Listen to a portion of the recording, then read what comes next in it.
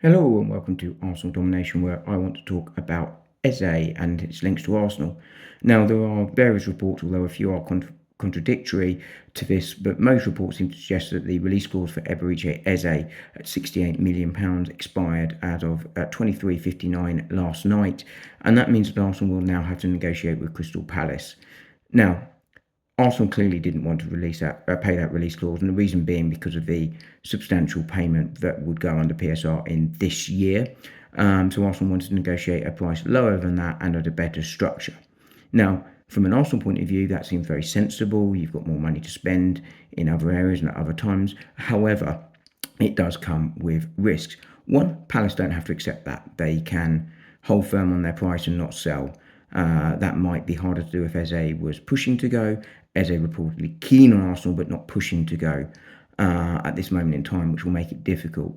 And Crystal Palace are in Europe this season. There is interest in a couple of other players, mostly Wharton and Mark Gehi, and therefore if one of them were to be sold first before Eze goes to Arsenal, that might either increase the price or just mean Crystal Palace go, no, we're not going to sell him because we don't need the money. So Arsenal's strategy here comes with risk.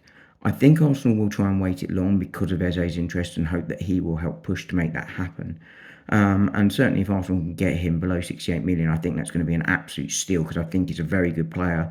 His direct money running from midfield and wide is a real thing that Arsenal don't really have in the squad. That's partly why Madueke was signed.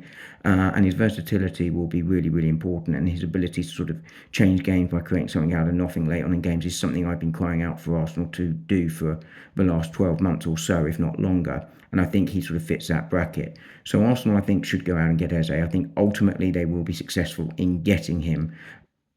I don't think there's an issue with the release clause not being purchased, sort of activated by Arsenal today. However, it does, as I say, come with risk, and we will see how it goes. As I say, expect Eze to sign. I think it would be a good signing, but Arsenal taking the risk by not activating the release clause, I think sensibly on this occasion, but time will tell, and we'll see how the window ends. Arsenal still focusing on exits by all accounts. Sounds like some progress with a couple of players going to Fulham, potentially Zinchenko if Robinson leaves and Reece Nelson. But after that, I expect Arsenal will try and get attacking reinforcements in, led by Eze. But we'll see what happens in the coming days and weeks. I'll speak to you soon.